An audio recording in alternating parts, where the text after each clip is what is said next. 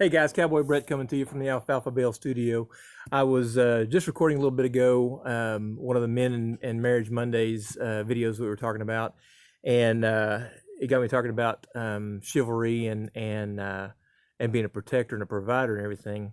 And the protector part kind of got me thinking about this one story that I had with my wife. So, um, my cousin got married in Key West, Florida, a few years ago, and got married on a beach down there. Beautiful, beautiful ceremony. And so my wife, who enjoys snorkeling, she and I and my brother and my cousins and my nieces and everybody were out there in the ocean. We were trying to snorkel and everything. And my wife is very she's a little claustrophobic. And so when she goes to snorkel, it takes her about 20 minutes to kind of get acclimated to being able to put her face in the water and breathe without freaking out about it. But once she gets past that, she loves snorkeling. So in this particular case, we were down there and she was working on that, and Kyle was off doing his thing, my brother, and I'm just kind of waiting on her to get her acclimation and everything taken care of. And my niece reaches over and taps her on the arm to let her know that she saw a lobster or a shrimp or something like that down below, and my wife freaks out, just loses her mind. Wow! So needless to say, my niece didn't come anywhere near us for the rest of the time that we were trying to snorkel. So she gets through with her acclimation of being able to snorkel and everything, and so we head off, and there's a dock there right next to the area where we're swimming. Well, where we're swimming is there; it's very murky. There's no area that you can really kind of see any fish. Nothing was coming up there. But on the other side of this boat dock, there was a lot of vegetation, a lot of trees back over that direction, and we could just swim underneath the dock and swim over there and have ourselves a good time. So my brother looks up at the guy who works there, who's on the dock, and says, "Hey, can we go over on that other side of the dock and do some snorkeling?" And the guy says, "Oh yeah, you bet. We've only seen 5 sharks over there today." And my wife looks at my brother Kyle, and Kyle looks at my wife, and he looks back at the guy, and he goes, "Uh-huh." And he goes, "Yeah, we've only seen 5 sharks over there today." And Kyle goes, "I see you, funny man. I see you. 5 sharks. 5 sharks."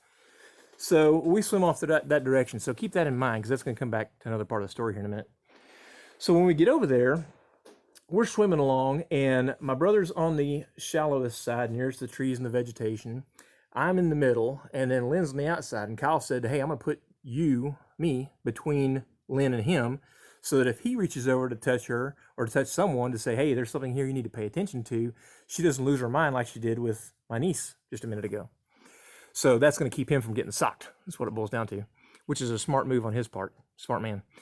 So we're swimming along, and we're in about 7.5, maybe 8 feet of water. And I'm a tall guy. I'm 6 feet 3 inches tall in the morning, 6'1.5" in the evenings because the day wears on me. And so we're swimming along, and we kind of get to a point where we need to stop, clear our masks and everything. And so we get there and we get stopped, and I settle down, and I'm very just tiptoeing right on the edge of the water. And so I get things squared away and get my mask cleared and everything like that. We take off again. Now we're getting to the end of the far side of that boat dock. And as we get down there, I mean, we're getting in a little bit deeper water and everything, and all of a sudden I go under. Something hits me in the right square in the middle of my back, and I go down. I'm taking on water. And so now my snorkel's underwater, I'm underwater. All of a sudden, Lynn's on my left side. And I keep swimming. I'm blowing water out of my snorkel, trying to get things squared away. And we get back to another spot where I can kind of touch. And I'm trying to clear my mask and everything like that. And I look at her and I said, "What was that all about?" And she's just giggling up a storm. And I said, "What's so funny? Why did you have to jump over the top of me back there? Shove me underwater and jump over the top of me. What happened?" She goes, "Well, funny story." She goes, when we were back there and we were asking if we could come over here to this side of the boat dock and do some snorkeling and stuff. I said, yeah. And she goes, "I was thinking about that and realized that you were on my left and Kyle was on the other side of you and Land was on the other side of him. But this way, there were 5 sharks. And I thought, I'd be safer over there." And I said, oh, so you basically made me shark bait. You just want to get between me and Kyle, so I'm now shark bait. And she just giggles and goes, "Yeah, that's it. That's it. I want to make sure that I was okay." These are the things I get to deal with in my marriage, guys. So just know that some days you're going to be the shark. Some days you might be the shark bait. If you enjoyed this story, hit the like button, hit the subscribe button.